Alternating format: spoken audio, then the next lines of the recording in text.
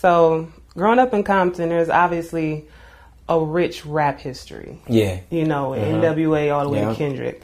How do you think growing up in the city influenced you musically on more of the R&B side? I think it's able to where I'm able to compete with, you know, everything that's going on as far as where music has changed now. Because a lot of the R&B singers, they're stuck in, baby, you're so beautiful, that's it. You know, you're the wind beneath my wings. When hip-hop and R&B is changing, like, in a sense, they're the same. You know, they're one.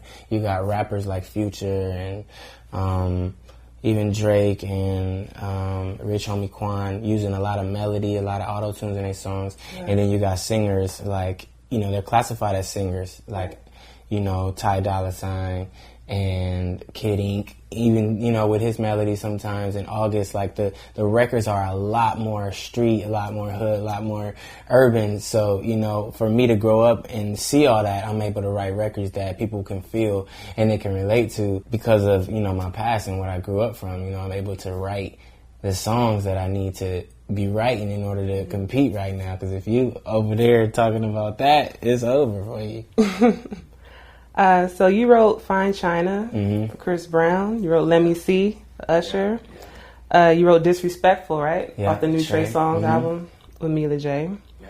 So how do you approach writing for other artists differently than when you're writing for yourself? I think at first I struggled with it because to me a song is a song. Like, you write a song, right? You know what I mean? But as time went on and I found out who I was as an artist and what story I wanted to tell and the legacy that I wanted to leave behind, there was a such thing as an Eric Bellinger song rather than a song that could go for anybody, you know? So, and I think that me taking that and applying it to myself, and not only applying it to myself, but to the other artists, they gravitate to my writing style as well. Because, you know, when I wrote Let Me See, I was in Usher mode, you know what I mean? When I wrote Fine China, I was in Chris Brown mode because I know how much he loves Michael Jackson, and I know, you know, so I'm not just writing a song, I'm tailor making records just for these artists so that when they hear my songs, rather than the other million people that are submitting songs for their albums across the world, you know, something stands out about my song. You know, I did a song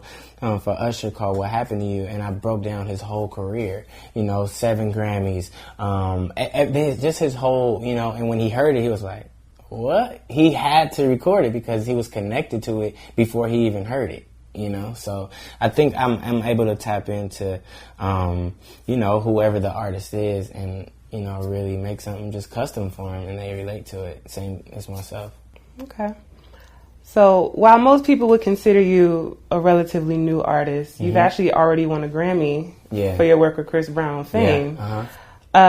Tell me about, first of all, what did you contribute to that album? What tracks? Okay. And then the night the Grammys happened. Yeah. Where were you? Who were you with? What was that experience like, knowing that you won a Grammy? So I wrote Oh My Love, I wrote Say It With Me, and I wrote Champion. So I had 3 songs on the album, and at the time when we were watching the Grammys, I was in the studio with Usher working on the last album, the Looking For Myself album.